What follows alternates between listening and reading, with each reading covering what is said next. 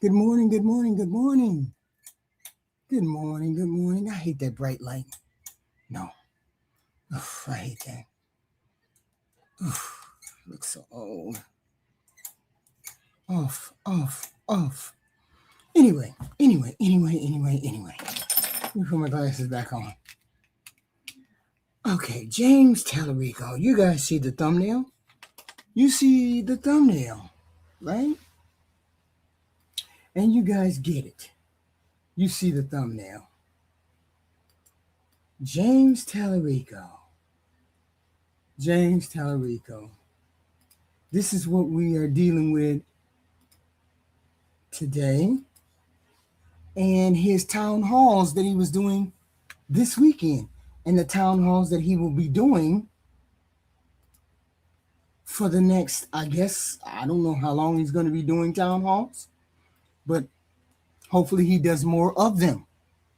So this week, he did something that made me stop and pay attention to him, right? In fact, he did two things. First, he started holding those town halls, and he has one tonight in Dallas. And he had one yesterday. That tells me he's willing to get out in front of people, answer questions, and have conversations that can't be edited down to, sound bites, right? And his third chair campaign.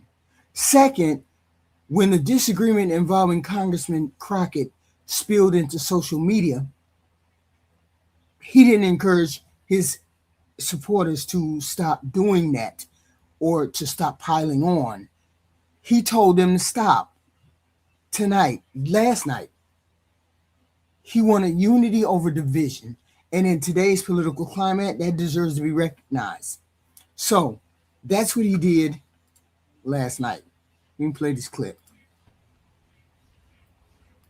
Just getting home from the James Talarico town hall that happened here in Houston. This was a black town. All right, what happened? Just died on me? She just died on me. Oh my God. She just died on me. But anyway, she was describing the campaign stop of James Talarico.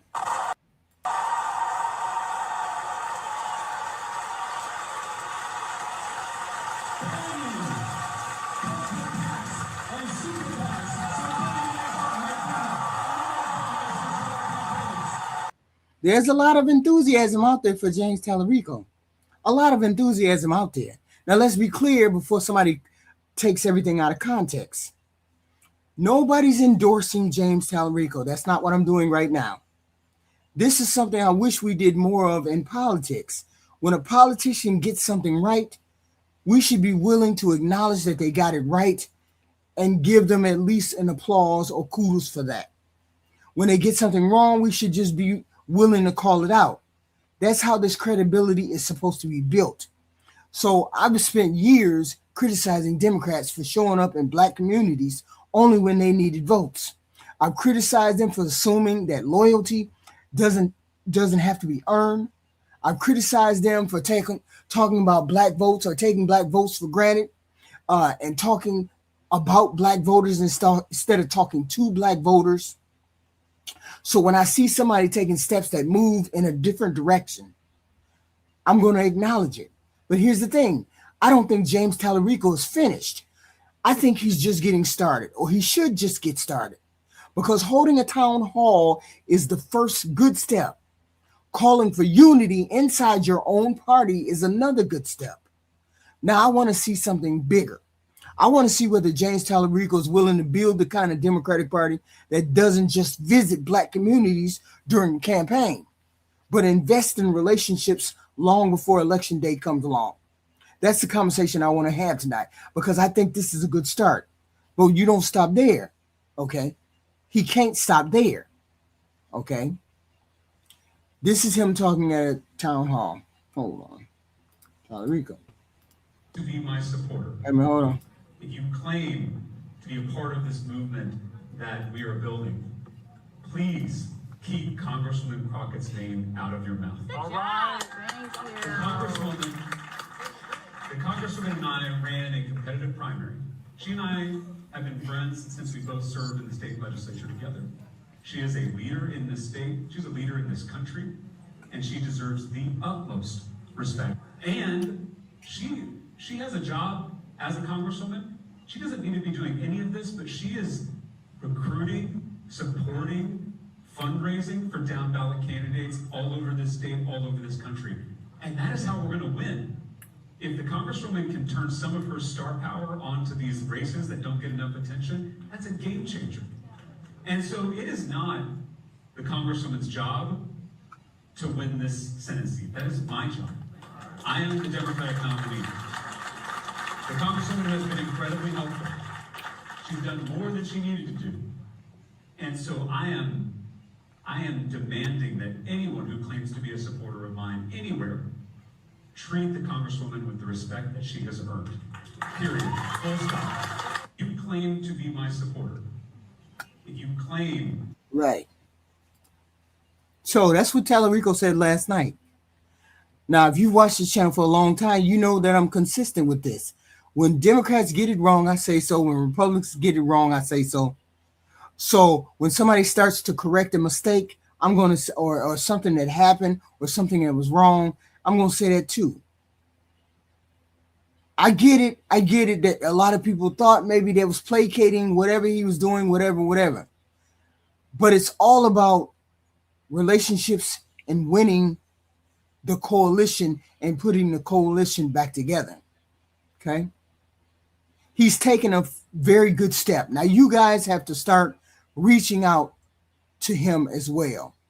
You can't just say he has to reach out, but you have to be willing to listen to what he's saying. He recognizes that there's work to do. He started doing it. Now don't stop, because one town hall doesn't build the trust that you need. One statement about party unity doesn't build relationships. If you want Black Texans to believe they're really part of your coalition, then they need to see you not once, not twice, but consistently. That's why I think this is a good start.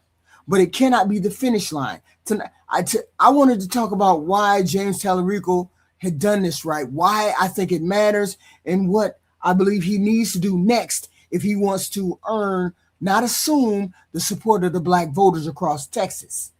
Okay? That's what I think. One of the biggest mistakes people make in politics is thinking that changing your strategy is a sign of weakness. It's not. It's a sign that you're paying attention. A few weeks ago, I said James Talarico had a Black person problem. A person problem, period, but a Black person problem too. I wasn't talking about his character. I wasn't accusing him of racism. I wasn't talking about a political problem. I was talking about a political problem. I looked at his campaign and I looked at his public outreach, and I asked a simple question. Where are the Black voters for him? Where are the conversations happening with Black voters, with Black Texans? Where is the intentional outreach? Because if you're running to represent one of the most diverse states in America, you cannot build your campaign while leaving people wondering whether they're a part of that conversation or not. That was my concern. Not that James Talarico couldn't win Black voters. My concern was that his campaign wasn't making it obvious that winning Black voters was a priority. Okay? So let me play this campaign. Let me play this clip. Candidate for Senate, James Talarico, responded to a question from someone at a town hall who asked Talarico if he was the one pushing class warfare in his rhetoric surrounding billionaires. I hear you talking a lot about the wealthy and billionaires, and how is that not just like pushing for class warfare? We already have class warfare in this country. It's the billionaires waging war against the rest of us. And right now, the billionaires are winning. They've been winning for 50 years. And for this audience, I know that this must be an incredibly frustrating question to hear being asked in 2026. Progressives have been talking about this stuff for years, for decades, really. It's a big part of our platform. So for us, all of this is kind of old news. It's not a talking point, it's accepted fact. But I always say that part of the struggle of being a so-called progressive is that you tend to be ahead of the times in your ways of thinking, idealistic even. So a lot of the time, we're just desperately waiting for others to catch up to where we're at. Sometimes that does happen and sometimes it doesn't, but in politics, there's always a push and a pull. We're the ones pushing forward while the conservatives are pulling backwards. So while it is frustrating to hear this question being asked in earnest, I'm personally thrilled that a man wearing a cowboy hat in Texas is even willing to stand up and ask this question at all to a Democratic Senate candidate, no less. I am thrilled that that cowboy is at that town hall. And I'm thrilled that he's trying to understand something he doesn't yet understand. And no, I don't blame him for not yet understanding something that, again, we have been screaming about for years. There is so much that people take for granted as far as what is and isn't within the general overall bigger zeitgeist, especially these days, because we have built such impenetrable silos around ourselves and our chosen cohorts. There is so much that simply does not reach entire demographics of people, and even if things do reach them, they often don't have someone in their lives to explain certain ideas to them in a way that is accessible to them. Some people are scared to even have those conversations in the first place because it would mean taking a step into a world that is foreign to them and taking a step out of a world that they currently exist within very comfortably. But before Yeah, but see that right there is the people who get in my comment section talking about Democrats are so racist, like Republicans haven't made it very obvious that they. I wish you Republicans would not be in my comment section talking about Democrats are racist. You guys don't want black voters over in the Republican Party. If you don't want black voters over in the Republican Party, please stay out of the comment section commenting about Democrats are so racist. Republicans are very much racist. You've done everything for the past 2 years to show us that you're very much racist, and you don't want the black people in your party. So stop coming over here trolling like you're you're scoring points. You're not scoring points. You're not scoring points by telling us that the Democrats are racist. Republicans are more racist. That's just wild to me. But anyway, he did this outreach. Now look at what's happening over the last several weeks, right? We're seeing more and more town halls. We're seeing more public engagement. We're seeing a campaign that appears to understand you can't win by staying inside your comfort zone. And I think that's important because campaigns aren't static. Good campaigns adjust. Do you have black people on your campaign that can tell you what you need to do in order to reach out to the black vote, Hispanic people on your campaign that tell you how to reach out to the Hispanic vote? You need those people on your team. Okay. You need those people on your team in order for that to happen. Okay. Politics ain't about pretending you already have every answer. We're not saying that. Politics is about recognizing when voters are telling you something and having enough humility to understand and respond and humble yourself. From where I'm sitting, it looks like the campaign heard some of the criticism that people had, and not just my criticism, because I had a whole video on he needs to win over all the vote. He needs the white vote. He needs the Hispanic vote. He needs the black vote.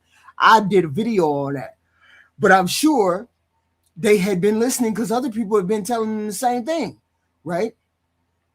Criticism coming from the black Democrats who've been saying for years that they want to be engaged before Election Day, not just contacted when it's time to vote. That's an important distinction. Black voters are not just asking to be worshiped.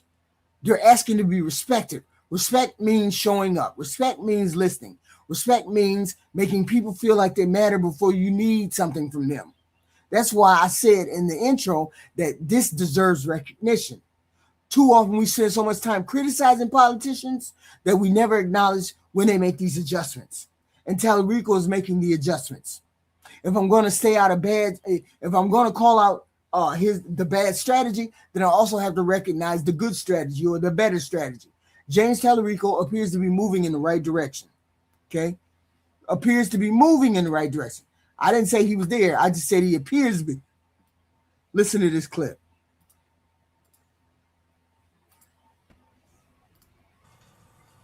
Well, Ken Paxton's billionaire handlers don't let him answer questions in public. He hasn't appeared on a debate stage in more than a decade. He refuses to answer really basic questions like, why did you give an Epstein-style sweetheart deal to an admitted child predator, Adam Hoffman? How did you become a multimillionaire on a government salary? Did Tim Dunn and Ferris Wilkes, your top two billionaire mega donors, buy an acquittal in your impeachment trial? He won't answer, I think, those very relevant questions. He doesn't answer to the public because he's not a public servant. He is a puppet politician. And I want him to prove me wrong. As we just talked about, we have to be focused on forgiveness and redemption and second chances. And so that's why I am challenging Ken Paxton to 3 televised debates. I'll be on that debate stage because I answer to the people of Texas. Ken Paxton. All right, now he's starting to call him out.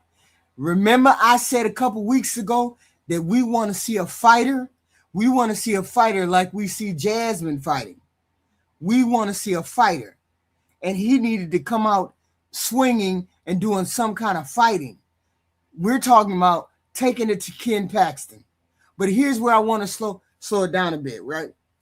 Making progress don't mean you're crossing the finish line. It means you're taking the final step, the first step. One town hall, he's going to have another town hall tonight, doesn't erase years of frustration that many of these black voters have felt towards the Democratic Party. And you hear it all the time. Democratic plantation, blah, blah, blah, blah, blah. That doesn't mean anything to us. Y'all goofy when y'all say it. Y'all goofy when you say it. Look what's happening right now, today. The plantation would be where you guys are. The racism would be where you guys are. The backward ignoramus thinking would be where you guys are. That's not what the Democratic Party is. Democratic Party is progressive. We want progressive. We want to move this country forward. We don't want to move this country backward. We don't want to be an all-white nation. We want to be a collective of colors, rainbow, the whole nine. That's what most progressive want. We want this country to be rich and full with different traditions, different people, different attitudes, different family dynamic. That's what a progressive, a liberal would want. Okay. We want to move our country forward. We don't want to move our country backward where people are scared to let immigrants into the country because, oh my God, they might take my jobs. They might kill us. They might do all of that. All of that fear and all of that resentment and that racism came in the door with Donald Trump. Donald Trump brought all of that into the door. All of it. Okay. But so 1 week's worth of outreach from Talarico doesn't automatically build trust. Trust is built over time, built about showing up consistently, keeping your word. It's built when people stop saying he came because he needed our vote. As soon as people stop saying he came because he needed my vote and start saying he came because he wanted to hear us, that's the opportunity sitting in front of James Talarico right now. His campaign recognized there was a gap. His campaign recognized there was a problem. They started trying to close it. He has a black campaign manager. That's one thing. We're going to see if there's some fundraisers or people that are on his campaign that may be Hispanic, that may be black. That means he's actually trying to hear what the black voters and the Hispanic voters are trying to say. Okay. His campaign is trying to close that gap. That message tonight was very simple. Keep going. My message for him is very simple. Keep going. Going to the town halls, Dallas tonight. Let's see. And I think these town halls were supposed to be all black or black in the black neighborhoods, but everybody showed up. Everybody showed up. Every race, creed, and color showed up to hear Talarico speak in the black in the black community last night. So I'm assuming there's going to be a whole bunch that show up tonight too in this Dallas town hall.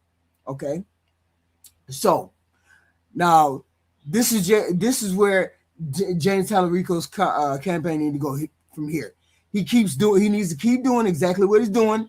Just don't stop where you are. Because if you're serious about becoming the Democratic nominee for Texas, or whether you want to be the governor of Texas, wait a minute, isn't it a Hispanic lady who want to be the governor for Texas? Then your campaign has to look like Texas. Your campaign has to be full of people who look like Texas. Texas ain't just in Austin. It ain't just in Dallas. The college campuses just don't have progressives. Texas is also South Dallas, Oak Cliff, Pleasant Run. You got East Texas. You got all that.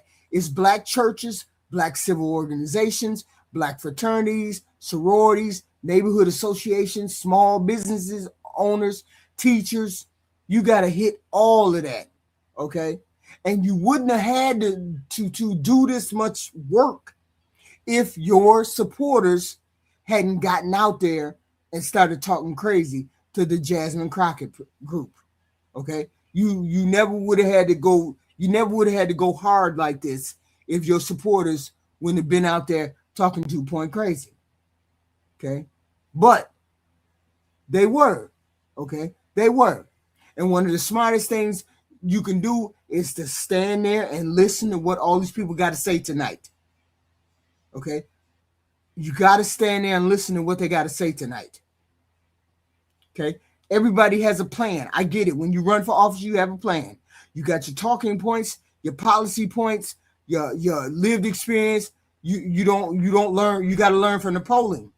You got to learn from what people are saying. The consultants. Do you have black consultants, Hispanic consultants? Okay. You have to sit in those rooms over and over and over again and listen to tell those people what you want to do for them. It's great that they keep saying the billionaires and millionaires and blah, blah, blah. But what you going to do? What you going to do? What are you going to do for the Texan people? Okay. What are you going to do for the Texas people? You need to have an answer for that. You as the Democratic nominee, you have to have an answer for that. Okay? Because I think they're looking for something. They're looking for somebody to believe. These Texans are looking for somebody to believe, and you got to make them believe that you're the person that's going to fulfill those things that they want. They really didn't like you saying, what was that they didn't like him saying? He said that he would have to see some evidence before he voted to impeach Donald Trump. We've been listening to evidence and we've been seeing evidence for years. There is no talking. We understand that he's corrupt. You should know that he's corrupt. You should have made yourself known exactly what you were going to vote for. That's why they don't. That's the statement right there. That's the statement that got people not to trust you. When you said you wouldn't vote to convict Donald Trump, even though we have proof that he has sinned against our government, he has tried to ruin our country, he has tried to divide our country, he has done all of these things, he has taken our country to the brink of ruin, he has broke the law, he has tried to violate the Constitution. These are the things that Donald Trump has tried to do. And when they asked you, would you vote to impeach Donald Trump? And you said no, that's what made them think that you were an undercover Republican. That's exactly it. Because it wasn't something that you said. You didn't do anything. You didn't do anything other than get online and say you wouldn't prosecute. And I understand that you were trying to be careful, Talarico, but that's how you lost the black vote. That's how you lost most of the black vote, by telling people that you would not convict Donald Trump. Everybody has enough evidence. Only the goofy people and the half retarded people don't understand that Donald Trump has broken many laws in America. He's broken enough laws in America. He's taken America too far to the brink. Most people know that. And Democrats definitely know it. So when you said you weren't going to indict or you weren't going to do anything about an impeachment, or no, not that you weren't going to do anything, you said you would have to see the evidence. We've already seen the evidence. We know the evidence. You know the evidence. This is why they don't trust you. Specifically black people. I think that's what it was. I was trying to figure out, how did these people decide that they weren't going to vote for James Talarico? It's because he said that. Okay, so now I want to challenge the Talarico directly. Don't wait until somebody tells you your numbers are slipping with black voters. Don't do that. Don't wait until the poll says you have work to do with black voters. Don't wait until October. Go now, go while there's nothing forcing you to go and talk to black voters, because that's how people know you're sincere. Anybody can show up when the election is 30 days out. Leadership is showing up when there's no political emergency. That's when the trust is going to be built. And let's be honest, black voters have heard these promises before. We've heard candidates say they're going to fight. Jasmine Crockett said she was going to fight. Y'all said y'all didn't want Jasmine Crockett. Y'all didn't want no fighter. Y'all wanted this mild-mannered white guy. This is what y'all said y'all wanted. But he going to have to learn how to fight. He going to have to learn to put his best foot forward. He can't sit there and be nice and cordial. We want a fighter. We also want a fighter, okay? We done heard all the questions before. We done heard all the headaches before, okay? We want to see somebody fight for the Texan people, okay? You can't keep treating black Texans like partners in afterthought. They have to be a part of the campaign from the beginning. They have to, credibility is what turns supporters into volunteers into organizers, and organizers into coalitions, and it takes to win what it's going to take to win Texas. Okay, here's why I'm spending so much time on this. Right, it just ain't about James Talarico. This is about the Democratic Party finally learning a lesson that black voters have been trying to teach y'all for decades. For too long, Democrats have treated black voters like the most democratic, the most dependable supporters, while investing the least amount of time in maintaining those relationships. Think about that for a minute. If somebody has been loyal to you for election and time after time after time, why wouldn't you spend more time with them instead of less time with them? That's backwards. Loyalty should be rewarded with engagement, not taken for granted. I wanted to play this video. Let me see if I can get this video. Hold on. This video right here. Because it tells you what the score is for the people voting for James Talarico. Here it is. Let me see. Let me tell you. Let me show you this video. Because I was like, he got more votes. He done got more votes than most people, right? Or he done got more votes than most people in who have ran, that are Democrats that have ran in Texas. He got 67% of the people, 67% of the vote in Texas. Black voters. Probably the last thing I'll say about Jasmine Crockett, because she asked to be left alone on a video today. But first and foremost, 67% of black people who plan to vote for in the Texas and general election in November, 67% of black voters plan to vote for Talarico. 67%. 49% of Latinos, 33% of white voters. Black people are the highest demographic. So for all of you anti-black, racist mofos who are that way, but you don't realize it, for you all to keep saying black people need to get it together and she needs to get black people on board, 67% is his highest demographic that plans to vote for him. Latinos are 49%. White people are 33%. So all of y'all need to go talk to your relatives. All of y'all need to go talk to your skin folk about why that number is not higher than 33% when it was promised that he could get above that for white people and for Latinos.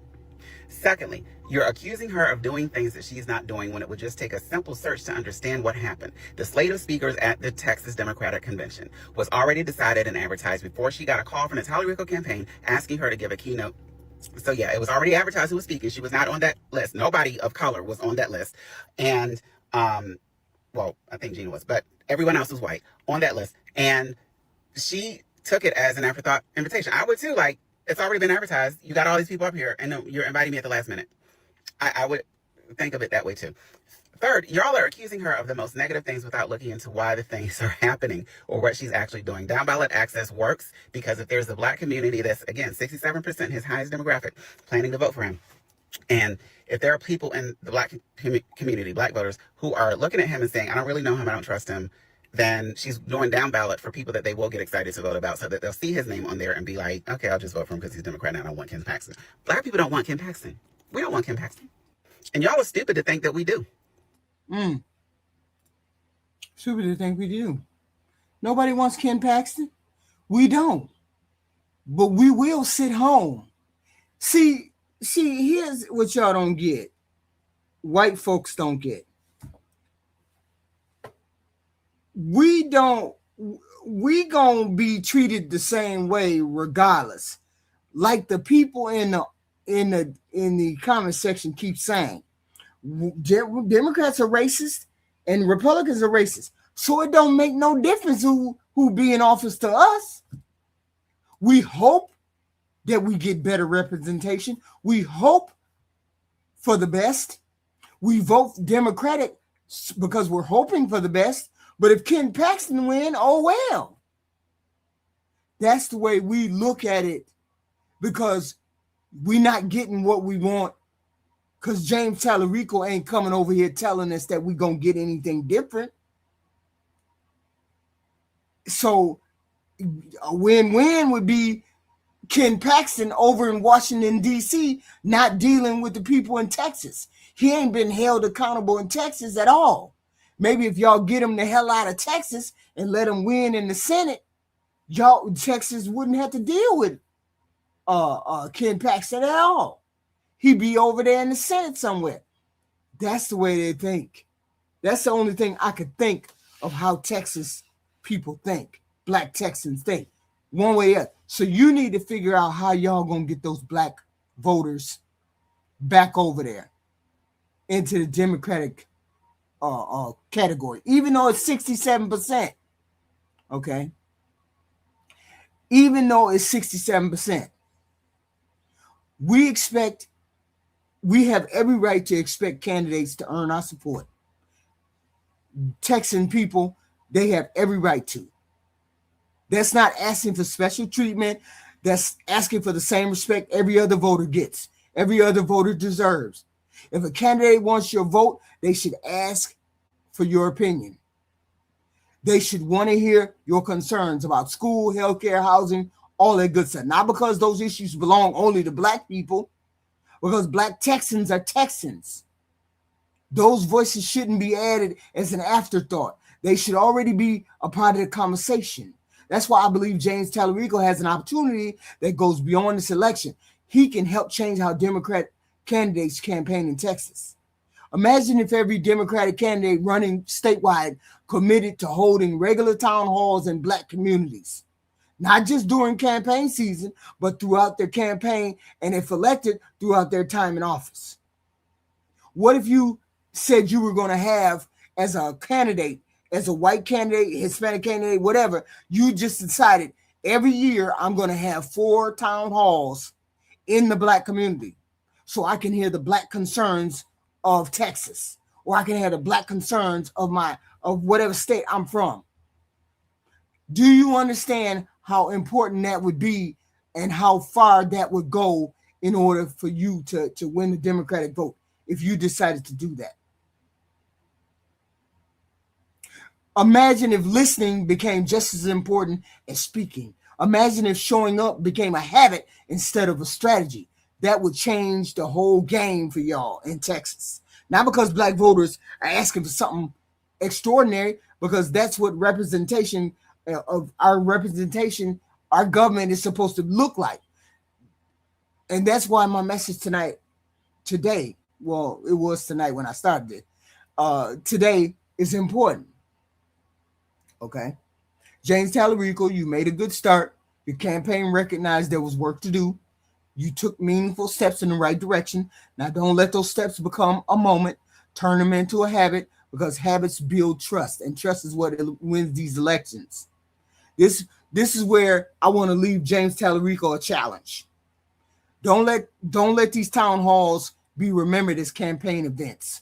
Let them be remembered as moments you decided to campaign differently.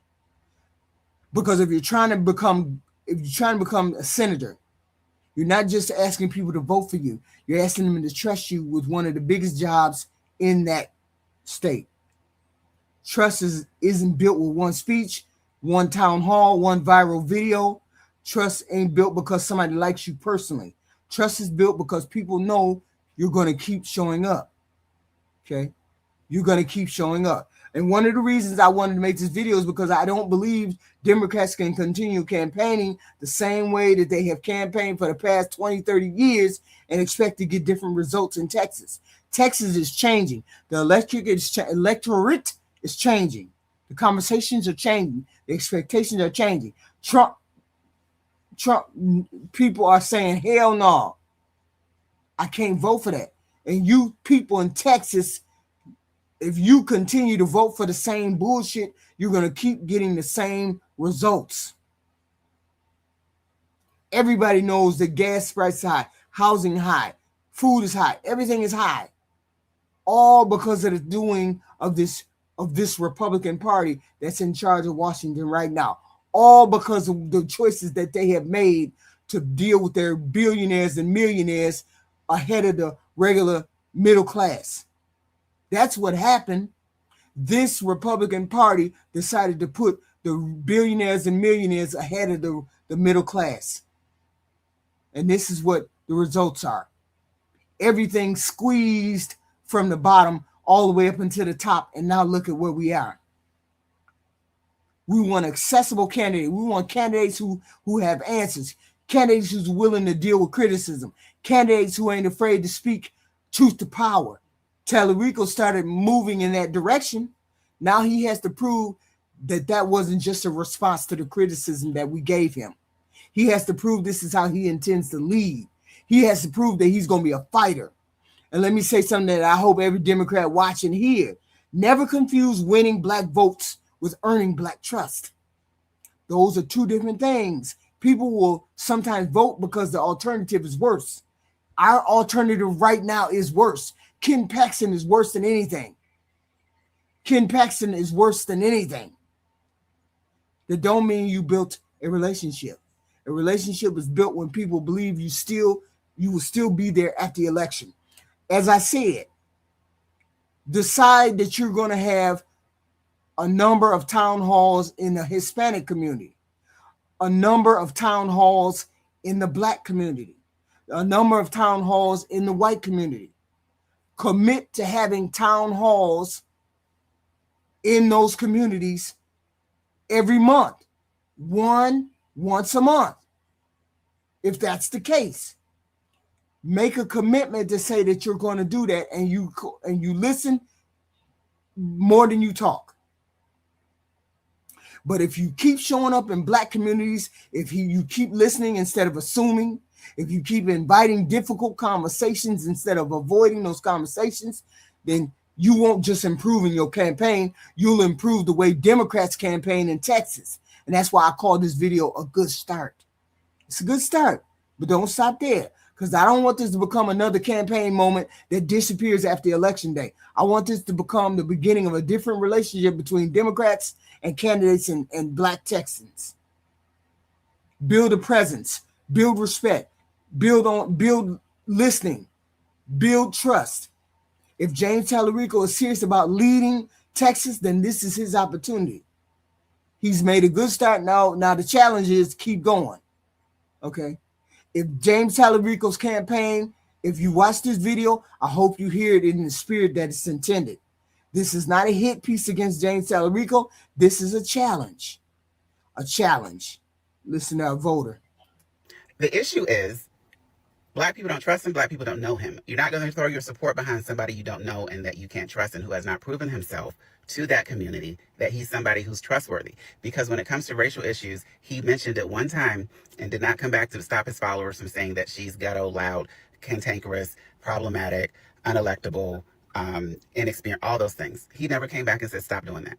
He never came back and said, respect her. He never came back, even now, and spoke out. It's been going on since like Friday, Saturday.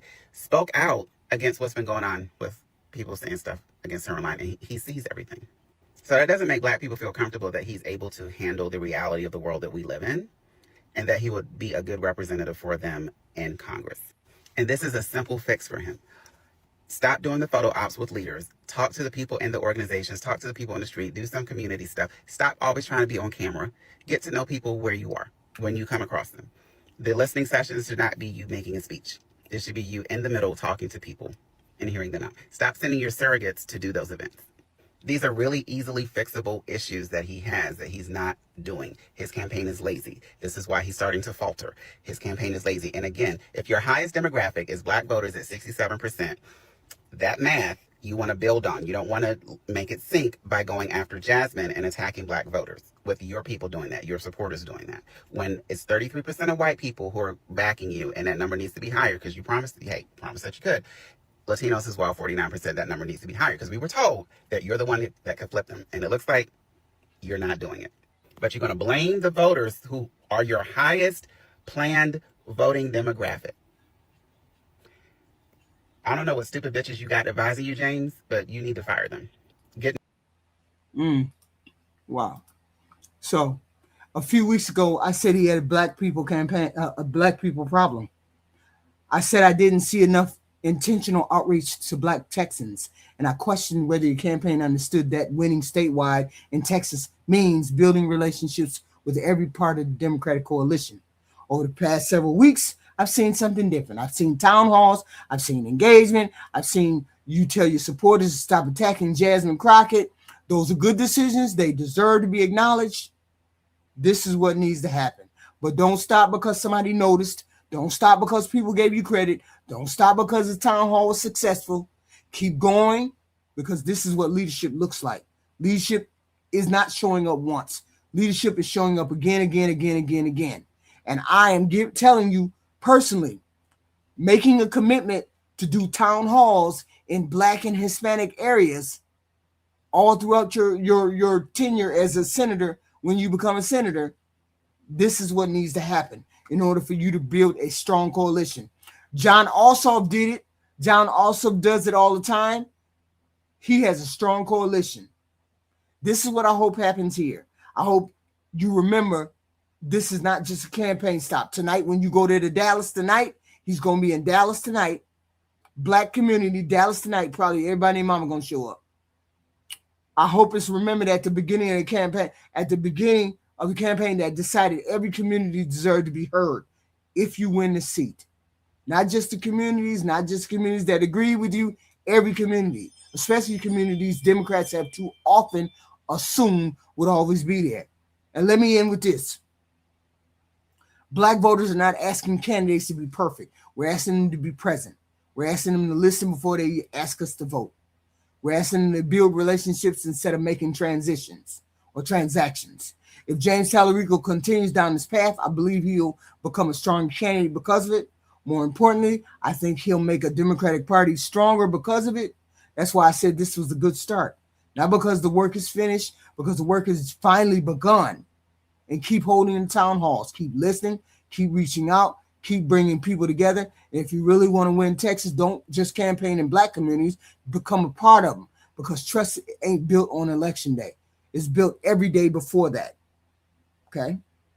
So, hopefully, Talarico and his crew will get messages and start doing it. I know they done got some messages because they started holding those town halls. So, hopefully, they keep everything going like that. So, let me read some of these chat. Okay? They ran out Jasmine Crockett over Talarico yesterday. Are we watching the same thing? Yes, we are. I think Talarico just won over more voters. Let's hope he won over more voters. Because I really want I really want Talarico to win. Because Ken Paxton is trash. He's trash. He's proven that he doesn't care about the people in his district. He doesn't care about the people of Texas. He's proven that. For the past 10 years, that's all he's done is take money and profit for himself, never concerning himself about American people. Besides the fact that the Republican Party don't have any kind of policies that are going to help everyday average Texas. They don't have any policies that are going to help them at all.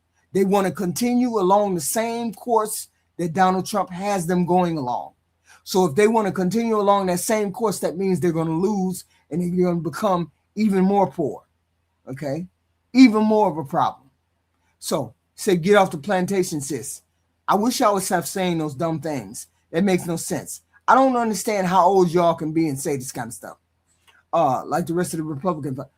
It is what it is. Democrats are in a civil war right now. We're not in a civil war right now. We're more united than we've ever been. Three rich V's, poor argument. Okay. Democratic Party is having its Tea Party. We're more united than we've ever been. I wish y'all would stop it. Realize that such people have no dog in this fight. You're right. They don't have a dog in this fight. Okay. It's funny. It's going to turn into a gay communist. Boy, if y'all could get past that gay and that trans stuff, y'all would be all right. But some of y'all would still be idiots. Okay. You're going to take a 10-second clip of a Charlie Kirk question and then say that's what he meant. We understand what Charlie meant. Charlie was a racist bigot. He was what he was. Rest in peace, Charlie bigot. You mean Talarico standing on Jasmine's body? Well, whatever, however you want to do that. Okay? Letting in immigrants hurt black people the most. I don't understand how, but hey, maybe you know more than I do. Another idiot who doesn't know how countries work. I understand exactly how the countries work. You don't understand how the country works. Specifically saying that because you must have voted for Trump. Anybody who voted for Trump, moron time. Bow down. Jasmine Crockett was a token candidate. Nobody took her seriously, really. Really? I guess she was. Frank Broom, you're oinking like a piglet. Pipe down. Oh my God. No, you didn't.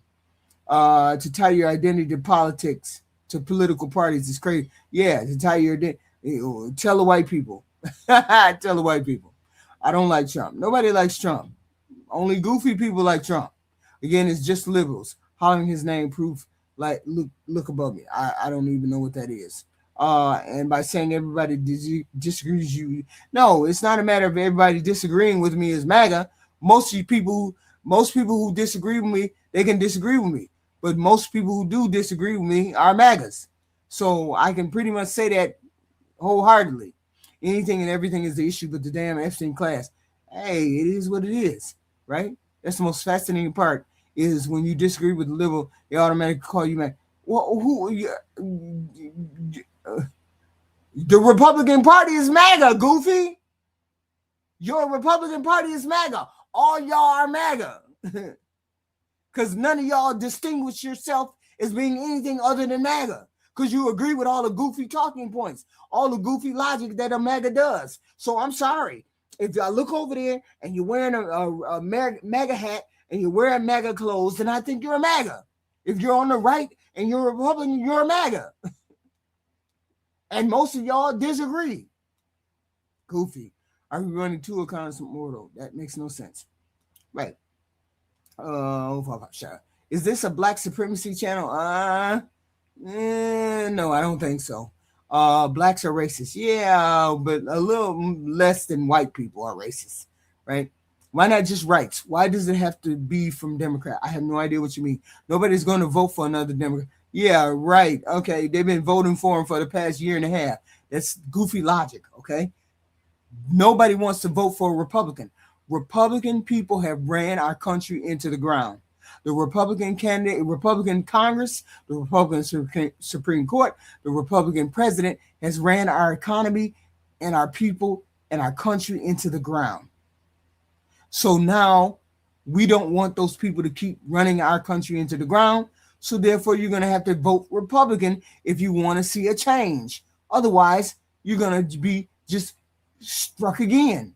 Nobody wants to be in this condition for the next 5-10 years. Nobody wants this. This is goofy logic. Goofy logic. MAGA. Thanks to Obama. Obama didn't do anything to you guys. You guys just didn't like a black guy being the president. And then you turn around and blah, blah, blah. I just pointed out, okay. That's rhetoric. Look, you're so determined to sound, okay. Doesn't belong to anybody. Regina literally just claimed it was Trump's America, and then you double down on, and you're accusing me of blah, blah, blah. Regina. Well, I'm not Regina. How long have you been following politics? Long enough. This is one of the most idiot persons I've heard on this podcast. She's just, sure I am. John Powers, you're the idiot. That's why you came on my show. Just an idiot. The number of men is 6. I don't know what that means. How long have you been following politics? Following politics a long time. I don't look like I'm 12, do I? Anyway, please hit the like and subscribe button. I'd appreciate it. I will be back with more content later on. Something else that might be in the news. Hopefully, we hear something from the Nolan Wells case. But we never know. We never know. We hear something about his case. Hopefully, we hear something today. And hopefully, I'll be reporting on that tonight at 10 o'clock. So please, please, and thank you. Hit the like and subscribe button. I'd appreciate it. And I will be back. I'm exhausted. Exhausted. I've been up for 2 days. So I will see you in the next video. And I appreciate you. I appreciate you. Yes, I do. Yes, I do. Appreciate you.